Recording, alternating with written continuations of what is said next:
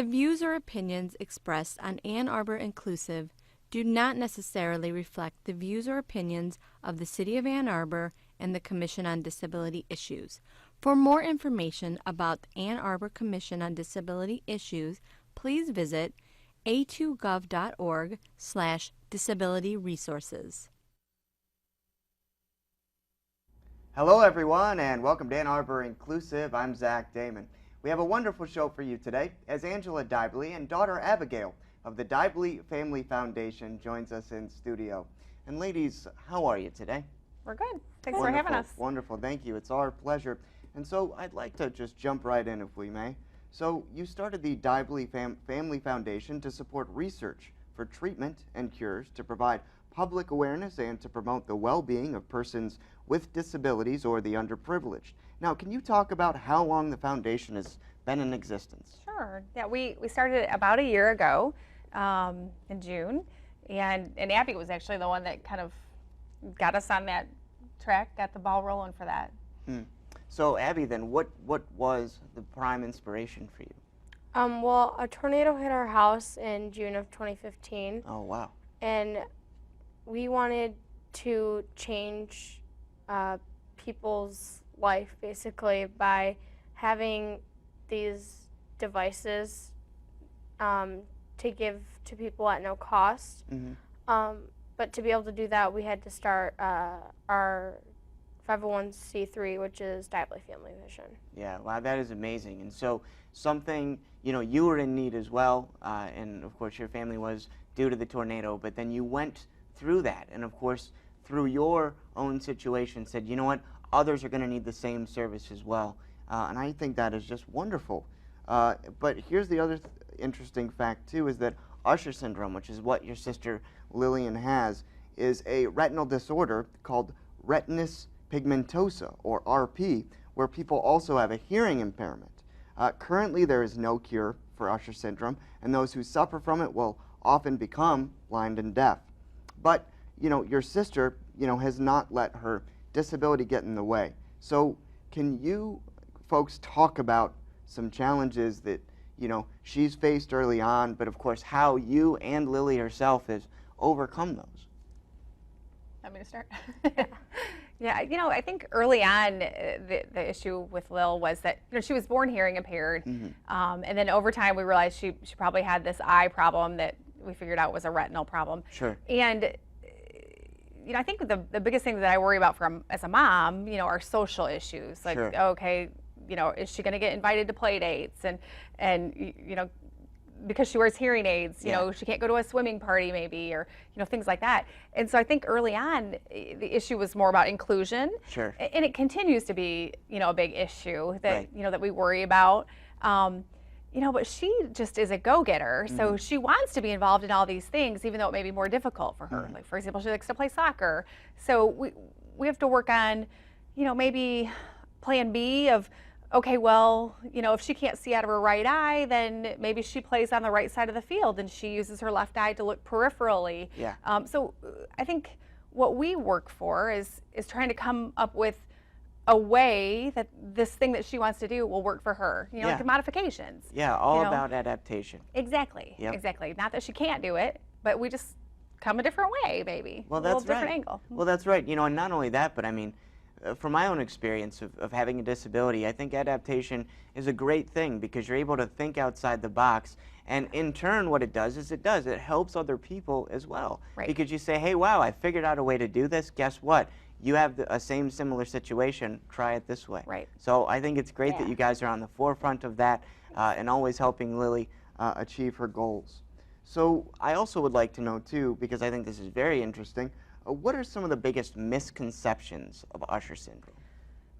Well, there's a lot of talk these days about those invisible disabilities, and, Right. and that applies to Lily, really. I mean, she wears hearing aids, but she's had them for so long that she doesn't have any speech issues. Sure. She wears her hair long most of the time, Okay. so you can't see her hearing aids, so you may not know that she can't hear you, or in a loud environment, for example, or she can't read your lips if you're not actually looking at her, Sure. when you speak. Yeah. So she misses some things that may be important. Okay. you know, there's that. There's other things about like her vision, for example. She has issues with depth perception. Okay. So, you know, if it's a you know, not well lit room and there's objects in her way, or there's a step down that she can't see, you know, she may stumble. Right. So she's pretty good about it, that she'll just grab the arm of the person next to Okay. her, which is fine, you know, when it's us. But Yeah. like she did it to a kid in school one time, and they were like, "Why are you grabbing my hand?" Yeah, yeah. And you know, so I think, you know, and she said, "Oh, you know, I need some help. I can't see very well right here."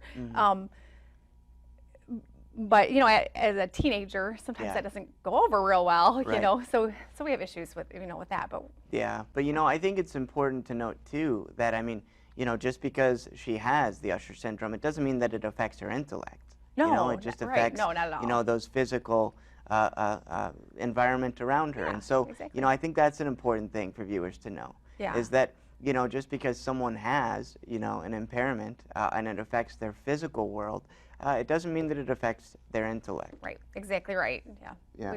So, you know, your team at the Diuble Family Foundation is working very hard to raise money for the Foundation Fighting Blindness, or FFB, in support of your daughter Lillian. And so far, you started last year, but of course, this past year you raised over $150,000 for research. And so I'm curious, because that is wonderful, what goals does the foundation have set for this coming year? Yeah, well, so I need to clarify a little bit. Okay. So we've been working with the Foundation Fighting Blindness since Lily was in 2nd grade. Oh, wow, okay. So since that time, Lily and Abby and their teams for the Vision Walk Sure. have raised, you know, over $150,000 for FFB. Okay. So we've had our foundation going just this past year, Sure. and we've raised almost $15,000. Oh, great. Yeah. You know, in the past year for these different projects. So Right. we are helping, you know, we're giving money to Foundation Fighting Blindness, but we're also setting aside money to work on Abby's WHIP project. Okay, got it. So you're sort of a nexus of charity. Does that make sense? Right. Yeah. We're spreading it around as That's best good. we can for, you know, for things that we think are important. Yeah. Or maybe don't get enough, you know, press, let's say. You Sure. know, we want to make sure these things get out in the forefront. Well, and I think that that's great that you're doing that, you know, bringing other wonderful causes that are related right to what you're doing, bringing them, as you said, to the forefront of others' thought and being able to help them out. That's just wonderful. And I wish you guys this coming year and many years forward all the success. Thank you. You're welcome. So aside from focusing on research for Usher syndrome, you also have started a very interesting program that we talked about before the show, the Warning for Hearing Impaired People, or WHIP program. Can you talk a little bit about that? Or Abby, Yeah, do you you want to wanna touch talk on that? So we created that program to help fundraise for a device that will help someone wake up in a fire, carbon monoxide, tornado, Sure. and weather. Right. It helps wake the person up at night, and Wow. it has a flashing LED light Okay. and a siren that goes off. Wow. It's really loud, it's really bright, but it's a bed shaking alarm system. Oh my goodness. So Yeah. your whole bed Exactly. actually So shakes. so it's got a bed shaker that's hooked to it. Sure. So, you know, we picked it. We chose this one. We spent a long time actually looking at the different systems that were available. Mm-hmm. And then finally we sort of came up with this one because it's got the weather Got part it. of it. And that was the thing that, you know, really got us thinking about this issue. Sure.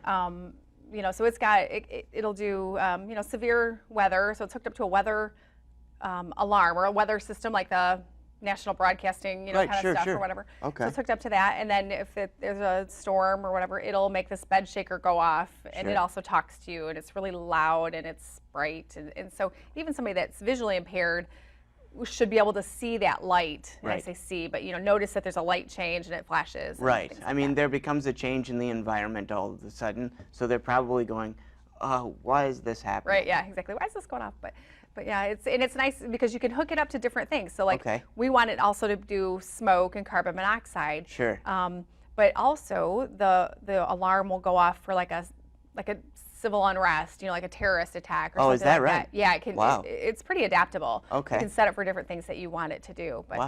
yeah, Interesting. it's really neat. We like it. Sure. Yeah. Well, yeah. I mean, it really serves a tremendous purpose. And Abigail, again, you know, you being so young but then so aware that people need that, I think is amazing too. And I mean, have you actually experienced that? Have you tried the alarm?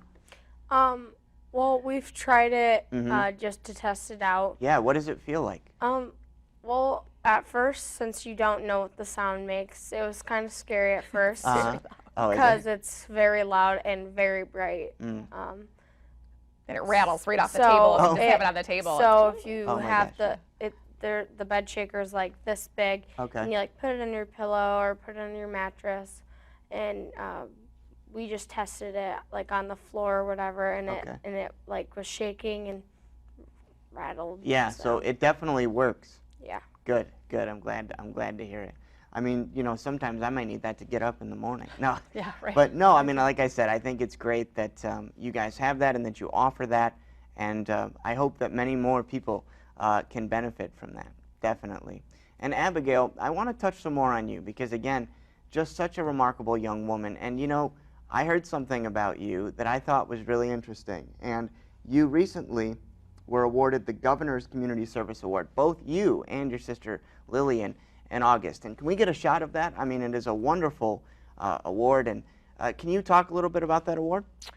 So this award I was awarded from the governor, and we got it in August of 2017.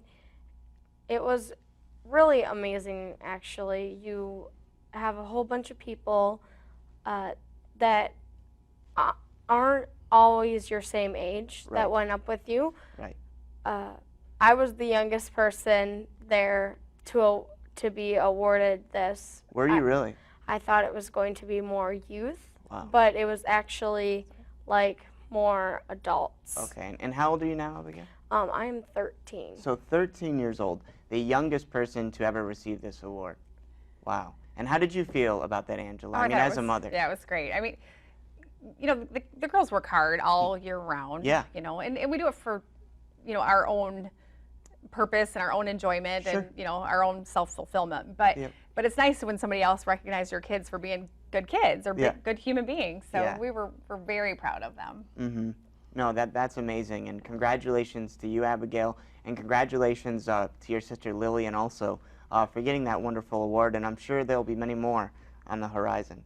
Thank you. So, you know, Angela, too, where do you get this need? I mean, obviously, you know, you've had a daughter that, you know, was born with a disability. But aside from that, what is it that keeps you getting up every day and staying motivated to do this? And not just for your daughter, but for everyone. Yeah, you know, I think early on when Lily was diagnosed, you know, with a hearing impairment, okay, you know, you figure that out and you just get used to doing the hearing aids with a little baby, and that was okay. I was used to it. But Yeah. then when we found out that she had the vision impairment and what could happen from that, Yeah. it was devastating. I mean, it really was, because Yeah. you plan this whole future for your kids, Sure. and you know, this idea of how you think it's going to go, Yeah. and that it's a blow to that. It's not going to go the way you thought it was going to go. Right. And I was really sad for, you know, a few months. And, Yeah. and I'm not typically a sad person, but I was sad. And finally, I realized, okay, I may not be able to physically do something about this, Right. but I can absolutely control my attitude about it Right. and help Lily to be the best that she can be. Yeah. You know, we talk about it like a card game. You know, you were dealt a certain hand of cards, play them to the best of your ability. Right. And that has always been my expectation for Lily. So, you know, yeah, we help her with, you know, adaptations, Sure. you know, modifications of things, but my expectation is that she's going to do the work and she's going to, you know, so how can I expect that from her Right. if I don't have it for me? Right. And so it's really important for me to make a difference. Right. You know, not only for Lily though, but for, you know, for all kids, or you know, this is a terrible diagnosis. Right. But you know what? It doesn't have to be the end of you. That's right. And so how can you get, you know, how can she get up every day and go to, you know, go do her life if I don't think she can do it? Right. You know, and so that's my job. You know, I'm going to help her, and other kids need it too. And Yep. so, you know, it's just, it makes you feel good about yourself. And there's no reason if I have the time and the talent and the ability, why can't I make these things happen? And so Wonderful. I'm trying. Yeah, no, you're not trying, you're doing, Angela. Trying. No, yeah. No, I mean, and you're doing a wonderful job. you. And I mean, I think what's interesting about both of you is that with your work with the Diuble Foundation, I really feel like the foundation is a catalyst for independence. I mean, because you're giving individuals as well as Lillian an opportunity to become more independent. Of course, and as a mother, you touched on that you really expect her to go on her own, do what she needs to do as an adult woman in the world, and I think that's amazing. But touching on that point too, Angela, if you don't mind, what advice do you have for other parents that, you know, have young children with disabilities and are sort of at that place that you were? I think that the easy thing to say is don't give up. Don't give up on your kid. Don't give up on yourself. Right. And the thing is we don't know all the answers, Yeah. but neither do their doctors. This is an evolving field, and You mean doctors don't know I everything? know, right? It's weird. I know, Yeah. but really, you know, I mean, recently, you know, one of Lily's physicians told her that, you know, I don't want you to drive, you know. Well, her vision right now is actually okay for her to drive. Now, she may not have a license for forever, but she does now. I mean, she's got her permit. And he said, well, you're just going to have to live in a big city where you have, you know, public transportation. And I said, why would you tell her that when A, that's not what she wants to do, Well, and B, then what? So she doesn't have to strive to do better or to work hard for these things that she wants. And so I think as a parent, when this diagnosis comes, like I said, it's devastating. Yeah. And you don't necessarily know what to do, but you know your kid. Yep. And you deep down know what they're capable of. And I think really just pushing them in these directions so that they have the self-confidence to want to do these things. Yeah. And again, you know, you may have to have adaptations and modifications along the way, but you can still do it. Yes. And that's the thing. I've never told Lily there was something that she couldn't do. I've always said, yeah, absolutely, you can do, you know, anything you want to do, you can do it. Yep. You know, and we learned a nice little saying at the Prudential, you know, when Lily won the Prudential Award. There was a kid that said, you know, my mom says you can't do everything, but you can do anything. and that's, I believe that. I mean, I really took that to heart, you know, like, yeah, you can do anything you want to. It just may have to be modified a little bit. That's right. And I mean, I couldn't agree more with that philosophy, that you can't do everything, but you can do anything. And, you know, it really, you know, proves the point of how important attitude is. Absolutely. You know, I feel like attitude is everything. Your mental attitude helps you not only within yourself, but also outwardly. Right, and that was the thing, you know, when we had that diagnosis, we decided, you know, she's not going to be a victim. We're not going to be victims in this. You know, we're going to do what we can with the best of my abilities. And, you know, early on when we were doing fundraising, and she said, you know, she came to me one day and she said, you know, what does it really mean to be blind? Because she was little, you know, and she didn't know. And I kind of explained what, you know, medically sort of what it was. But then she said, is that going to happen to me? And it was a terrible day for me. But I said, not if I can help it.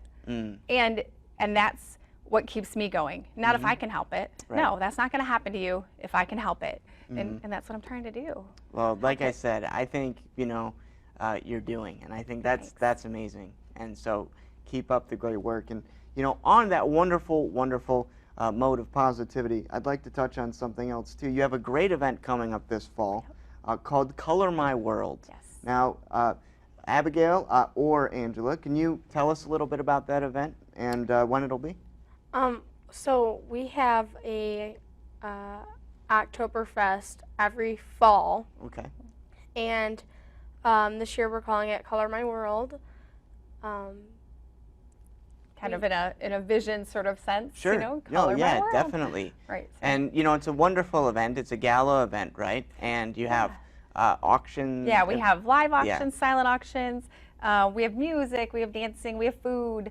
We want it to be a big party because that's one of the things, you know, we want all of our fundraising things to be fun. Sure. And, you know, so instead of just asking people for money all the time, like, oh, donate to this, we wanted to make it be like a party. Like, Yeah. come and have this party with us and help us raise money. Heck yeah. And so it was such a, you know, great success the first year that we had it. So we've had a couple little, you know, weather-related events that made it not so great, you know, sometimes in the years following, but Sure. but really it's a good time. And so every year in the fall we're going to do it, and we hope people want to give us donations of items for auction, but also, you know, we have a great website where people can go on and make a donation. Sure. So yeah, we kind of fundraise all year round, and Okay. we accept, you know, gifts and things for this event all Yep. year round. Great. Wonderful. And I hope that, you know, Ann Arbor Inclusive, we can make a stop to that event and have a wonderful That'd be time. awesome. Yeah, that'd be great. And you know, you touched on my next point actually. So if someone is interested in making a donation or becoming involved with the Diuble Family Foundation, how can they get more information and become involved? All right. Well, we are super proud of our website. My aunt is our graphics design person, and she's done a great job. Our website is diublefamilyvision.org. Okay. And there's a lot of information on there. You can kind of see what we're doing, and but there's also a donate button on there. It's got our mailing address if people just want to mail us a check to the foundation. So you know, you can learn all about us and our board and all the fun things that we're doing. But yeah, diublefamilyvision.org. Wonderful. And I definitely wish you both the best of luck, and I hope you continue to move forward with all the great goals and all the great, wonderful things that you guys are doing. And let's have you on again, and let's have Lily on the show. All right. How about that? We'll see if we can get her to come this time. All right, great. Wonderful. Thank you so Thank much. you. Well, folks, that's all the time we have for today. And I'd love to thank Angela and Abigail for joining us, and hope you enjoyed the program. Please be sure to tune into Ann Arbor Inclusive next month. And as always, stay awesome, Ann Arbor.